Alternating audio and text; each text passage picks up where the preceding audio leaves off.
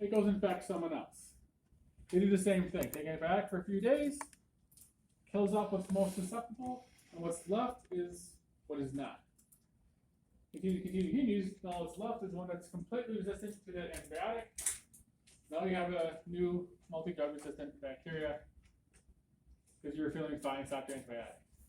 Okay? So the main things is have them take the full prescribed course no matter what. Now if you're feeling fine, keep taking.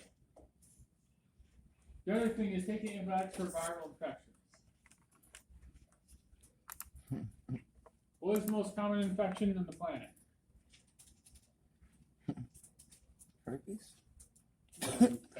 I'm sorry. Common cold. Oh, right? yeah. Rhinovirus, the virus. Sally takes little Timmy to the doctor. He's got a cold. We give you something. It's been proven that in the 80s and 90s, pediatricians felt 9 out of 10 felt pressure to prescribe antibiotics for viral infections. Antibiotics aren't going to do anything for a virus, right? It's not a bacteria. It's not a living cell. So we give antibiotics for a viral infection. What are we doing? We're killing off any bacteria in the body that's susceptible to it, essentially making other resistant drugs. Okay. That's kind of the gist of it. We're going to talk about different things. Mycobacterium. Mycobacterium basically can be tuberculosis. A mycobacterium has this kind of thick wax coating. Okay. It has this kind of waxy coating. It's hard to get antibacterials into the cell to kill it. So it's hard to treat. Tuberculosis is really hard to treat. This is why. Viral infections. So we're going to talk about antivirals in the next little lecture. A lot of times antivirals is some viral infections happen for life, right? You get infected, it's there forever. So the whole thing is trying to help keep the virus in check, keep it in line. Okay? Help prevent flare-ups of the viral infection. Fungal infections. Generally, antibiotics aren't going to be as effective. Fungus has a cell wall, right? It's a little harder to permeate into the cells to kill it. Parasites, yep, they suck.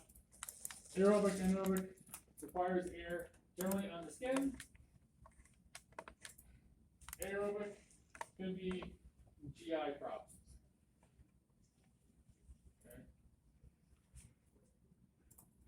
Let's talk about some of the most common infections, UTIs.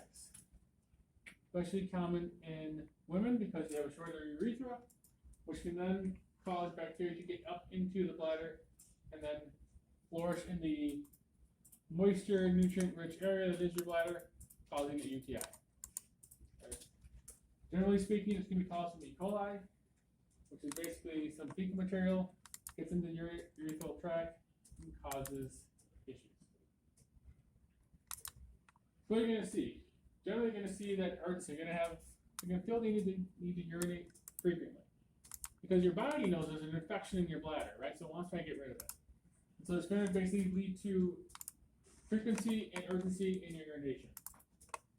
So it basically can lead to cloudy, foul-smelling urine. And so if you think someone has UTI, you do your UA sample, and you kind of see if it's not like, like not be like, ooh, that's not good.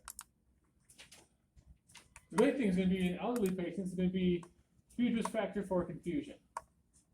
Who's ever worked in a nursing home? When someone gets a little squirrely, they're like, meh, Paul and Cheryl's got UTI. Boom, UTI is going to leave. So what's happening is that infection after inflammation affects their cognition in their brain, right? Because taking their body from homeostasis and then warping it a little bit. Their body can't function without the low deviation out of the normal. And it causes confusion. So we want to try and give antibiotics to help keep the infection. We also want to feed proper. because it might been kind of wiped improperly. Want to try and not have them hold their urine. And then, did it say cranberry juice on there? So basically increase hydration. Okay, help flush out the bacteria, right? Because if you have an infection in your bladder, you don't want it to linger there, right? Because it can go up your ureters and your kidneys and have a fully polynephritis. You've got worsening issues. Sepsis. This is kind of the end all be all of an infection, right? This is what my son had. It happened very quickly. So what is sepsis? Basically, sepsis is some sort of infection that gets to the bloodstream. Okay. And then what happens is it gets unchecked. The bacteria are going to rapidly divide. Because your blood is full of glucose, oxygen, and water, and also the good things bacteria want, right? So it's like a happy breeding ground for bacteria. So it's going to lead to systemic infection.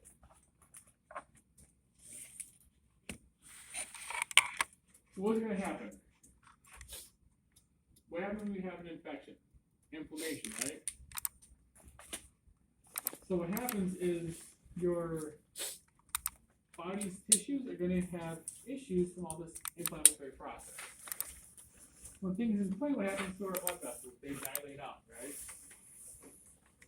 They're going to dilate out, which is going to decrease our blood pressure. What's going to happen to your blood perfusion to your organs? Decrease. It's going to decrease, right? And your organs are now getting less oxygen, less blood, less nutrients. It's already weakened by the fact that it has an infection there. Now it's also getting lack of oxygen and nutrients. Okay. What are you going to see in your patient? You're going to see extremely elevated white blood cell counts or no white blood cell count, extremely low. Everything's infection, they always think high WBC. But they forget in an early infection, your blood cell count can be close to nothing. Because your white blood cells basically try to fight off the infection, and they basically use up all their reserves and nothing left. So the body has to wait to build more white blood cells to fight the infection. They're going to be lethargic, they're going to be confused, you're going to have multi-organ failure, you're going to want to check these. What's going to be hit first? Kidneys, right? Kidneys require a lot of blood.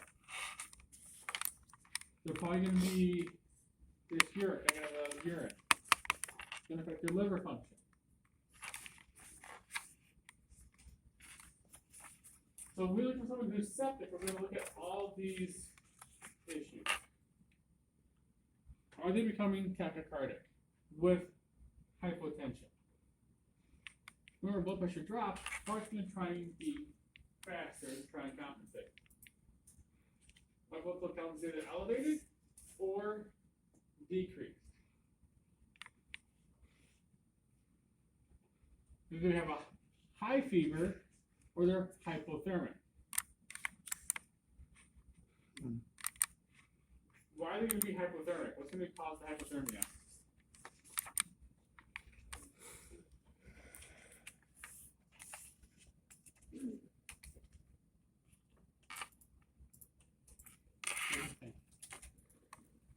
What did I say was happening to the body? The body was being inflamed, well, this is being dilated, right? When you do something embarrassing, you get flushed, right? Your skin gets neat red. What happens? All the vessels in your skin dilate up. So you're going to feel hot because you're exuding all that heat from your blood vessels. With that systemic inflammation, you're going to lose your heat. You're going to lose your body heat because everything's dilated out.